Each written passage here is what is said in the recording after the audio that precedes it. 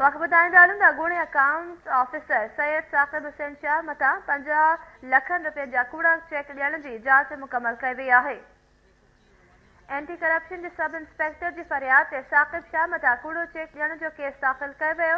वक़्त ॿुधाईंदासीं त साक़िब शाह जी गिरफ़्तारी लाइ मुख़्तलिफ़ हंधनि ते छापा हया आहिनि, पर गिरफ़्तारी अमल में न अची सघी। पुलिस जो चवणु आहे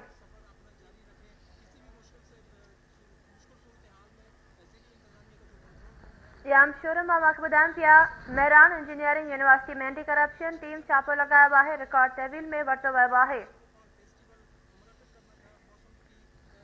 वक़्त ॿुधाईंदासीं त अॻूणे अकाउंट्स ऑफिसर सैयद साक़िब हुसैन शाह मथां 50 लख रुपयनि जा कूड़ा चेक ॾियण जी जांच मुकमल कई वई आहे। जॾहिं त एंटी करप्शन जे सब इंस्पेक्टर जी फरियाद ते साक़िब शाह मथां कूड़ो चेक ॾियण जो केस दाख़िल कयो वियो। साक़िब शाह जी गिरफ़्तारी लाइ मुख़्तलिफ़ हंधनि ते छापा हया आहिनि, पर गिरफ़्तारी अमल में न अची सघी आहे। पुलिस जो चवणु आहे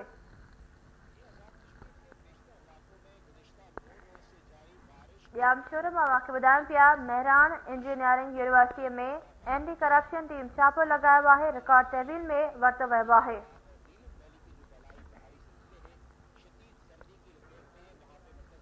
इन जा अपडेट्स मालूम कंदासीं। शोरूम मां असां सां गॾु टेलीफोन लाइन ते मौजूदु आहे KTN न्यूज़ जो रिपोर्टर अज़ीम बारिजो। जी अज़ीम बारिजो, कहिड़ा तफ़सील आहिनि?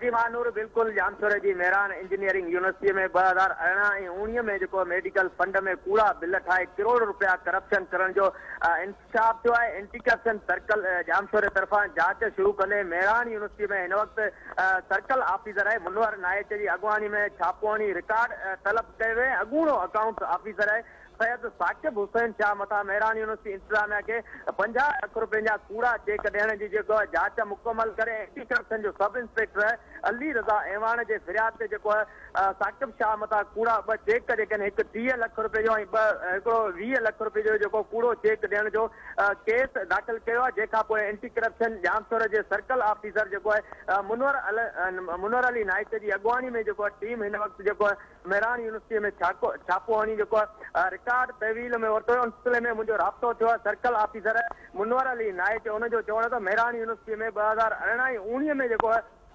मेडिकल फंड के बिल में करोड़ रुपया करप्शन थी है, जंहिंजी जांच हलंदड़ है। जवाबदार जेको है अगूणो अकाउंट ऑफिसर है सैयद साक़िब अली शाह जेको है मेहरान यूनिवर्सिटी इंतजामिया के 30 लख रुपया ऐं ॿियो जेको चेक जेको 20 लख रुपया जेके बैंक में जेके पैसा न हुआ, जंहिं ते असांखे हिकु जांच मिली, जेकी जांच मुकमल कंदे जेको अगूणो अकाउंट ऑफिसर है सैयद साक़िब हुसैन शाह जे मथां जेको कूड़ा चेक ॾियण जो केस दाख़िल कयो ऐं असां मेहरान यूनिवर्सिटीअ में छापो हणी जेको रिकॉर्ड तहवील में वरितो। हिन वक़्तु बि जेको एंटी करप्शन जी टीम जेकी आहे एडिशनल रजिस्ट्रार ऑफिस में जेकी आहे मौजूदु आहे, रिकॉर्ड जी छंछाड़ करे रही आहे ऐं कुझु रिकॉर्ड जेको तहवील में वरितो वियो। मां तव्हांखे ॿुधाईंदो त अगूणो अकाउंट ऑफिसर आहे सैयद साक़िब हुसैन शाह मथां जेको मेहरान यूनिवर्सिटी जो स्टूडेंट ऑफिसर है अली खान पयाने जी फरियाद ते 7 अक्टूबर 2020 ते जेको कूड़ा चेक ॾियण जो केस दाख़िल कयो। जंहिंखां पोइ मुसलसल जामशोर जी अदालत में केस हलंदो हो। जंहिंखां पोइ फर्स्ट जज अयाज़ अहमद कुरैशी जेको पुलिस खे चयो त ही एंटी करप्शन जो केस तव्हां जांच नथा करे सघो। जंहिंखां पोइ सिविल जज जेको एंटी करप्शन जी ख़ासि अदालत ॾांहुं ही केस मुंतकिल कयो। जंहिंखां पोइ एंटी करप्शन जी सर्कल ऑफिस जेकी आहे जामशोर उन पारां जांच मुकमल कंदे हिन वक़्तु जेको अकाउंट ऑफिसर सैयद साक़िब शाह मथां केस दाख़िल करे एंटी करप्शन जी टीम जेको मेहरान यूनिवर्सिटी में छापो हणी रिकॉर्ड तहवील में तो हिन वक़्तु बि जेको एंटी करप्शन जी टीम जेको मेहरान यूनिवर्सिटी में मौजूदु आहे। जी ठीकु आहे अज़ीम बारिजो, अपडेट करण लाइ आवाज़ जी वॾी महिरबानी।